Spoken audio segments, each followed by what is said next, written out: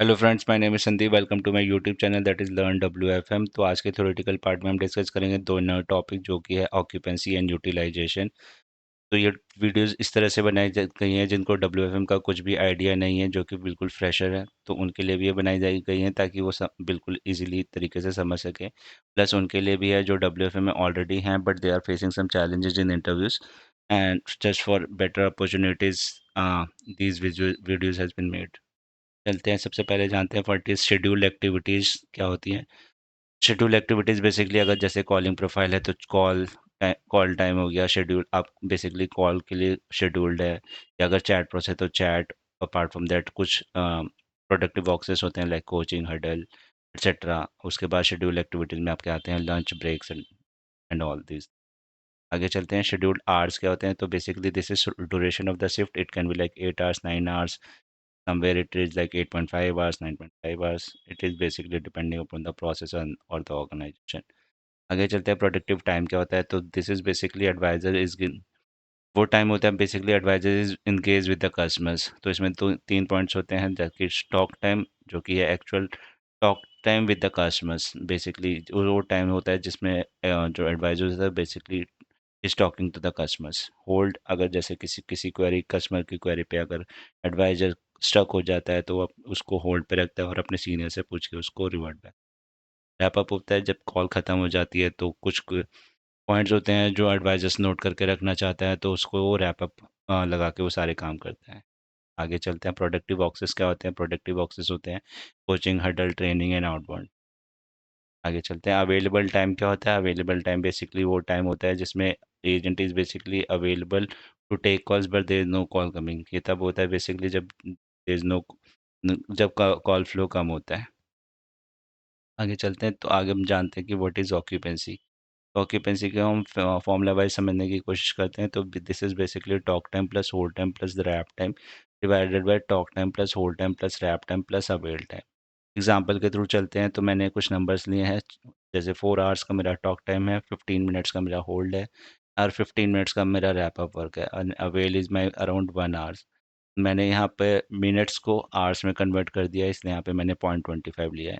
तो कल कैलकुलेट करता हूँ तो it is around 4.5 by divided by 5.5, तो विच इज़ अराउंड 82%। तो मतलब ये एडवाइजर वॉज बिजी और occupied for around 82% of the time. Definition wise समझते हैं, तो occupancy can be defined as the percentage of time advisor और बिजी ऑन कॉल्स। तो अगर मैं ऊपर वाले एग्जांपल की ऊपर एग्जांपल के थ्रू समझने की कोशिश करता हूँ तो ये होता है, out of 5.5 hours advisor was busy for around 4.5 hours which is like 82% of the time. It means that age advisor was sitting on his seat for around 5.5 hours. Out of that he was engaged with the customers for around 4.5 hours. आगे चलते हैं, utilisation क्या होता है। Utilisation को भी हम पहले सबसे पहले फॉर्मूला वाइज देखते हैं। तो ये होता है talk time plus hold time plus wrap time plus the avail time plus productive boxes divided by scheduled hours. तो नंबर्स के थ्रू समझते हैं। तो इसमें मैंने कुछ नंबर्स लिए हैं। 4 hours का मेरा टॉक टाइम है, होल्ड टाइम है मेरा 15 minutes, wrap is also 15 minutes, available is 1 hours and productive boxes is basically 1 hours। तो अगर मैं इसे कैलकुलेट करता हूँ तो इट इज़ अराउंड 81.5%। तो यूटिलाइजेशन, इसका हम डेफिनेशन वाइज समझते हैं। तो utilization is basically time utilize on assigned work and the productive work with respect to the total scheduled time. Assigned work होता है जैसे अगर कॉल प्रोफाइल है तो कॉल, अगर चैट प्रोफाइल है तो chat. Productive work like coaching, huddle etcetera. आगे चलते हैं, ये इंटरव्यूज में क्वेश्चन पूछा जाता है कि ऑक्यूपेंसी और यूटिलाइजेशन में क्या डिफरेंस है, क्या रिलेशन है। तो मैथमेटिकली अगर आप इसे बोल सकते हैं कि देयर इज़ नो रिलेशन, क्योंकि अगर आप मैथ्स के बैकग्राउंड है तो आप इजीली अगर आने वाले एग्जांपल में आप समझ जाएंगे। तो a person can have high occupancy but low utilization, it means inverse relation and at the same time both can be low और हाई। तो हम एग्जांपल्स के थ्रू समझते हैं, जैसे कि अगर मैं ऑक्यूपेंसी कैलकुलेट करता हूँ, मैंने कुछ नंबर्स लिए हैं। मैं एज्यूम करता हूँ कि मैं उस किसी पर्टिकुलर एडवाइजर ने होल्ड या रैप को यूज़ नहीं किया है।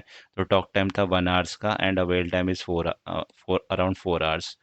तो अगर मैं इसको कैलकुलेट करूँगा तो अराउंड 20% की ऑक्यूपेंसी थी। It means it we have like low occupancy. हमारे पास कॉल फ्लो कम था, अवेलेबल टाइम ज़्यादा था।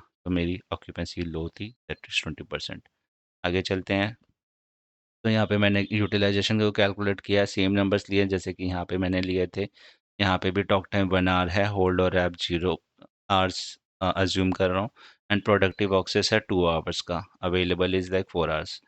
तो इसे मैंने कैलकुलेट करा तो यूटिलाइजेशन इज़ अराउंड 87.5%। इसका मतलब ये है कि मेरे पास कॉल फ्लो कम था, तो मैंने उनको जनरली प्रोडक्टिव ऑक्सेस पे यूटिलाइज़ किया, जिसकी वजह से मेरा यूटिलाइजेशन आया 87.5%। इसका मतलब कॉल फ्लो कम होने के बाद भी I am basically utilizing that particular advisor और पर्सन। तो एक आगे चलते हैं। ऑक्यूपेंसी, ऑक्यूपेंसी का क्या सिग्निफिकेंस है? बेसिकली ये इंडिकेट करता है कॉल फ्लो। अगर high occupancy it means like call flow बहुत हाई है।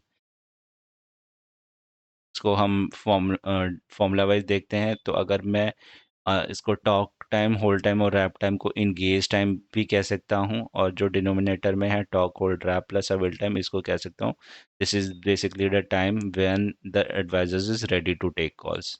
तो एक एग्जांपल लेता हूँ, जैसे कि मेरा इंगेज टाइम है 4 आवर्स का और ready to take call time है 5 आवर्स। तो यहाँ पर मेरा आया 80%, यानी कि ऑक्यूपेंसी बहुत हाई थी। और यहाँ पे मैं चेक करता हूँ कि इंगेज टाइम है 1 आवर और ready to take call time है 5 आवर्स। यहाँ पे मेरी ऑक्यूपेंसी है 20%, तो यानी कि ऑक्यूपेंसी बहुत लो है। आगे चलते हैं। यूटिलाइजेशन का क्या सिग्निफिकेंस है? तो this basically checks if all the advisors are either spending time on calls on और on productive work like coaching, huddle, training etcetera. इसको भी फॉर्मूले से समझते हैं। तो जैसे कि फॉर्मूला है talk, hill, wrap plus avail plus productive work divided by scheduled hours. तो आप यहाँ पे चेक कर सकते हैं। यहाँ पर मेरा मैंने यहाँ पर, अगर हमारे पास बहुत अवेल है बट हम agent are not on floor, they are like out of the floor, तो हमने उन्हें प्रोडक्टिव ऑक्सेस पे यूटिलाइज नहीं किया, तो मेरे यूटिलाइजेशन आया 68.75%। बल्कि और इन केस दूसरे सिनेरियो में ये है कि मैंने उनको यूटिलाइज किया just because of no call flow, less call flow, मैंने यूटिलाइज किया उन प्रोडक्टिव ऑक्सेस जो कि है 2 आवर्स का, तो मेरा यूटिलाइजेशन आया अराउंड 93.75%। तो बेसिकली ये इसलिए होता है कि अगर कॉल फ्लो कम है तो आप जो एडवाइजर्स हैं आप उन्हें प्रोडक्टिव ऑक्सेस पे यूटिलाइज कर सकते हैं। आगे चलते हैं। जब हम ये आने वाले वीडियोज़ में मैन पावर कैलकुलेशन पढ़ेंगे तो उसमें हम देखेंगे कि वहाँ पे ऑक्यूपेंसी को नहीं यूज़ किया जाता है जब हम उसे कैलकुलेट करते हैं बाय आर्लंग मेथड। तो basically Erlang is inbuilt Excel function जो कि मैन पावर कैलकुलेशन के लिए यूज़ किया जाता है। तो वहाँ पर हम यूटिलाइजेशन यूज़ करते हैं इंस्टेंट ऑफ ऑक्यूपेंसी। जब हम मैन पावर कैलकुलेशन के बारे में टॉपिक पे डिस्कस करेंगे, पढ़ेंगे, तो वहाँ पर हम ये समझेंगे कि ऐसा क्यों करें। आने वाले ये इंटरव्यूज क्वेश्चन में जनरली पूछा जाता है कि ऑक्यूपेंसी इज बेसिकली इनपुट और आउटपुट मैट्रिक। तो ये भी हम आने वाले वीडियोज में पढ़ेंगे। तो this is all for like occupancy और यूटिलाइजेशन टॉपिक।